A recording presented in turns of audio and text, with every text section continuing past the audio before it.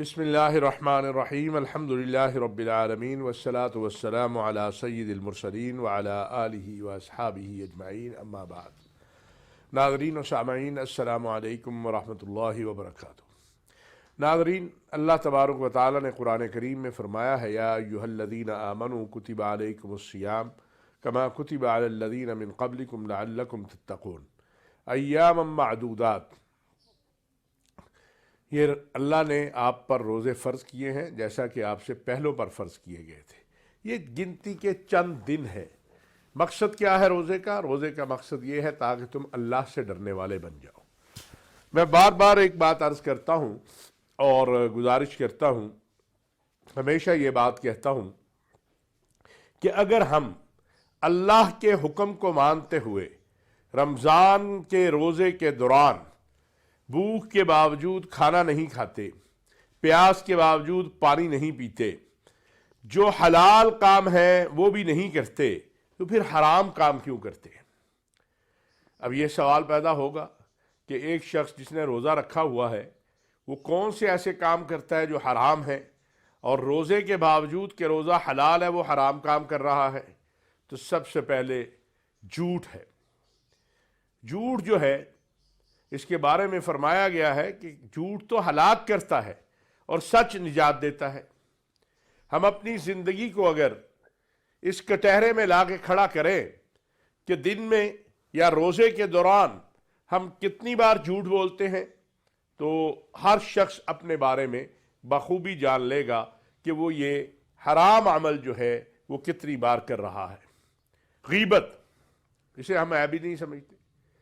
قرآن کریم میں فرمایا گیا ایحب احدکم ان یاکل لحم اخیہ میتا، کیا تم اپنے مردہ بھائی کا گوشت کھانا پسند کرو گے؟ یہ غیبت ہے۔ یعنی ایک شخص جو مردہ ہے اور آپ کا بھائی ہے اور آپ اس کے جسم سے گوشت اتار کے کھانا پسند کریں گے؟ کوئی شخص ایسا نہیں کر سکتا، کوئی شخص ایسا نہیں کر سکتا۔ بھائی تو بھائی کو دشمن بھی ہو اس کا تب بھی نہیں ہو سکتا۔ اللہ نے مثال دے کر سمجھایا ہے کہ یہ اتنا بڑا جرم ہے جیسے اپنے سگے بھائی کا گوشت کھانا، مرے ہوئے سگے بھائی کا۔ اب ہم اپنے آپ سے یہ اگر سوال کر لیں کہ کیا واقعی ہی ہم غیبت کرتے ہیں؟ رسول اللہ صلی اللہ علیہ وسلم سے پوچھا گیا کہ غیبت کیا ہے؟ کیا کسی شخص میں وہ عیب پایا جاتا ہے اس کی غیر حاضری میں، عدم موجودگی میں اس کے اس عیب کا ذکر کرنا غیبت ہے؟ فرمایا یہی تو غیبت ہے۔ اور اگر اس میں وہ عیب نہیں ہے اور آپ نے اس پر الزام لگا دیا ہے تو وہ تو پھر تہمت ہے، اور تہمت کی سزا تو آپ کو پتہ ہے 80 کوڑے ہے، یا قاضی اس وقت کی اس گفتگو کو دیکھتے ہوئے اپنے اختیار کے مطابق اس کے اوپر سزا دے سکتا ہے۔ یہ دو چھوٹی چھوٹی باتیں ہیں۔ میں نے گزشتہ دنوں ایک جگہ یہ عرض کیا کہ ہم جھوٹ ہم کیا، ہمارے نزدیک کیا تعریف ہے اس کی، ہم کیا سمجھتے ہیں؟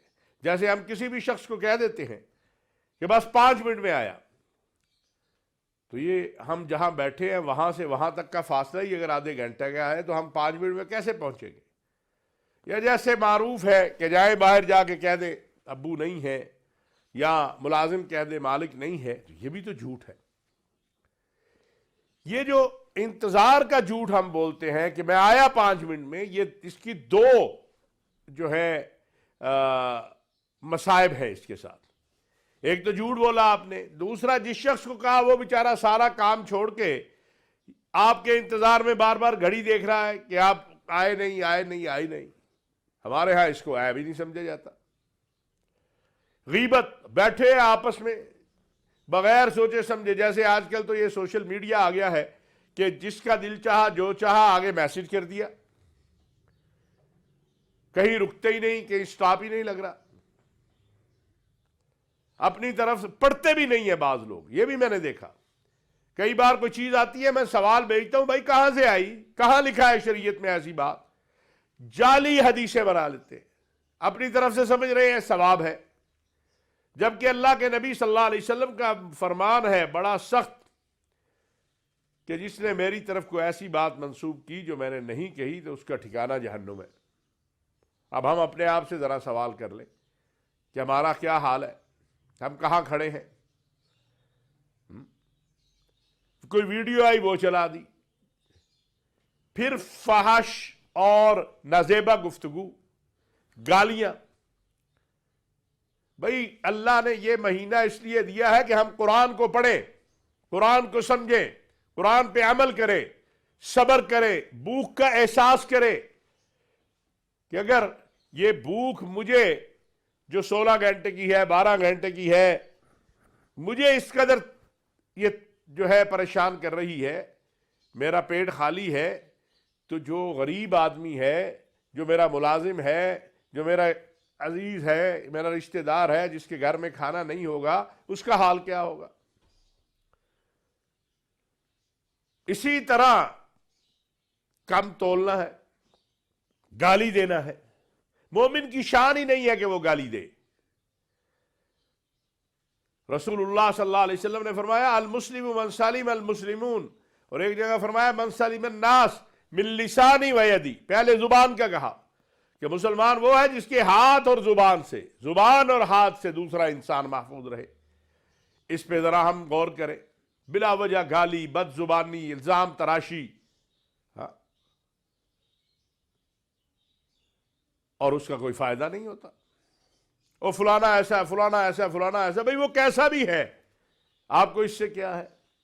اچھا ہوگا تو اللہ کے ہاں اجر پائے گا، برا ہوگا تو اللہ کے ہاں سے سزا پائے گا. آپ اپنے نامہ اعمال کو کیوں خراب کر رہے ہیں؟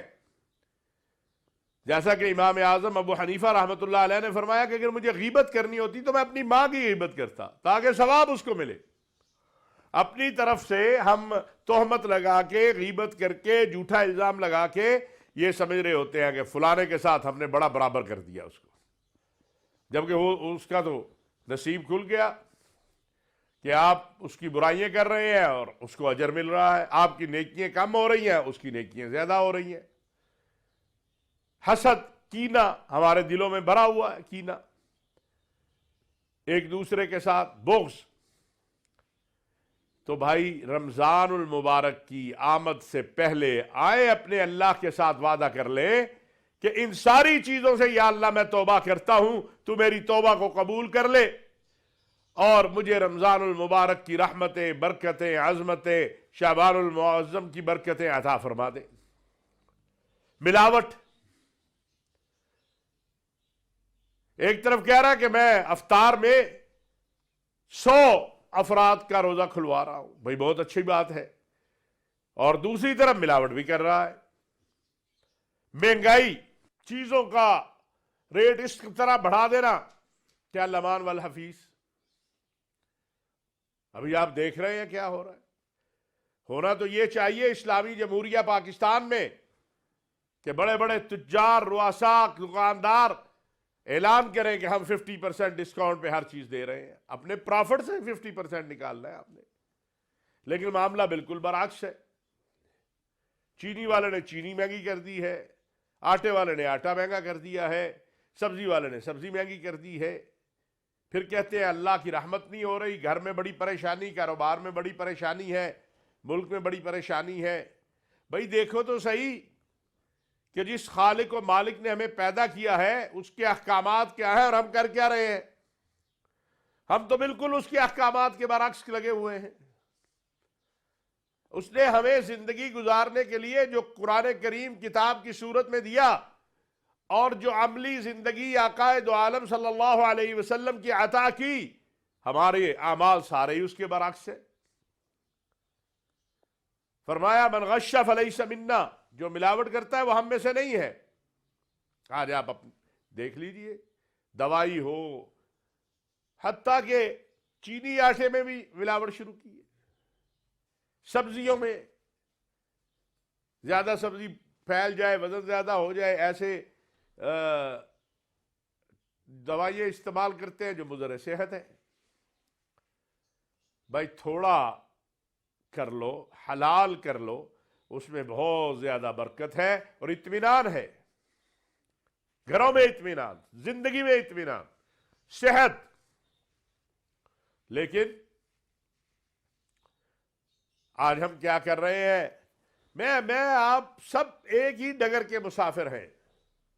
جانا ہمیں مدینے والے کے حکم کی اتباع میں ہے، جانا ہمیں اللہ اور اللہ کے رسول کے بتائے ہوئے رستے پہ ہے، جس کا ہم نماز میں دعا بھی کرتے ہیں، اللہ سے مطالبہ کرتے ہیں، عرض کرتے ہیں کہ ایاک نعبد و ایاک نستعین اہدنا الصراط المستقیم. لیکن عمل ہمارا بالکل برعکس ہے. تو کیسے مسائل حل ہوں گے؟ مسائل حل کرنے کا ایک ہی راستہ ہے، اور وہ ہے اطیع اللہ و اطیع الرسول، اللہ اور اللہ کے رسول کی اطاعت. اور اگر اللہ اور اللہ کے رسول کی اطاعت نہیں کر رہے، پوری کائنات کی اطاعت کریں، مسائل حل نہیں ہوں گے، مسائل بڑھتے جائیں گے. آج ہم اسی کے شکار ہیں. جانا ہمیں مدینہ کی طرف ہے، جانا ہمیں مکہ کی طرف ہے، جانا ہمیں رسول اللہ صلی اللہ علیہ وسلم کی سیرت طیبہ کی طرف ہے، لیکن ہم نام ان کا لیتے ہیں اور راستہ وہ اختیار کرتے ہیں جو ابلیس کا ہے. جھوٹ بولنا، ملاوٹ کرنا، ذخیرہ اندوزی کرنا. ذرا سوچئے اور غور کیجئے. آئیے ایک عزم کے ساتھ آگے بڑھے. فَإِذَا عَزَمْتَ فَتَوَكَّلْ عَلَى اللَّهِ. جب آپ عزم کر لیں، ارادہ کر لیں، پھر اللہ پر توکل کریں. آئے اپنے اللہ کے ساتھ وعدہ کریں کہ یا اللہ یہ ساری برائیاں جو میرے اندر ہیں میں ان پہ توبہ کرتا ہوں اور آپ سے مدد مانگتا ہوں کہ میری مدد کیجئے تاکہ ان سے میری نجات ہو جائے، میری جان چھوٹ جائے ان سے. بحیثیت بشر و انسان مجھ سے غلطیاں ہوں گی، خطائیں ہوں گی، لیکن اگر میں اپنی خطاؤں پر نادم ہوں، شرمندہ ہوں، اور اپنے رب کے سامنے عاجزی اور انکساری کے ساتھ کھڑا ہوں کہ مالک الملک مجھے معاف کر دے، اور اپنی عادتوں کو بدل رہا ہوں، حقوق اللہ اور حقوق العباد دونوں کا خیال کر رہا ہوں، تو لازماً مالک جو ہے وہ راستہ دے گا. ایک بزرگ فرمایا کرتے تھے کہ ہر وقت اللہ سے معافی مانگتے رہو اور توفیق مانگتے رہو کہ یا اللہ میں اپنے گناہوں کو چھوڑنا چاہتا ہوں، میں توبہ کرتا ہوں، میری مدد فرما. ضرور اللہ مدد کر دیں گے. لیکن اگر یہ صرف اس لیے ہے کہ رمضان آیا ہے، مسجدیں بھی ماشاءاللہ بہت آباد ہو گئی ہیں اور قرآن کریم کی تلاوت بھی ماشاءاللہ ہو رہی ہے، اور پھر چاند رات سے انشاءاللہ آگے میں کسی پروگرام میں ایک جو بات کروں گا، آئیں اپنے اللہ کو بنا لیں، اس کا شکر ادا کرتے ہوئے، اس کے فضل اور عنایات جو ہیں ان کا شکر ادا کرتے ہوئے آگے بڑھیں، اور اللہ رب العزت سے اپنے گناہوں کی ندامت اور معافی کہ اے اللہ ہم نادم ہیں، شرمندہ ہیں، ہمیں معاف کر دے، مانگتے ہوئے رب ذوالجلال کے دربار میں اپنے آپ کو سرنڈر کر دیں کہ یا اللہ میں آ گیا، اب تو ہمت و طاقت دے تاکہ دوبارہ میں کوئی ایسا عمل نہ کروں جس سے تیری ناراضگی ہو. دعا کریں اللہ رب العزت عالم اسلام پہ، پاکستان پہ رحم فرمائے، ہمارے مظلوم فلسطینی بھائیوں کی، کشمیری بھائیوں کی مدد فرمائے. وما علینا الا البلاغ المبین.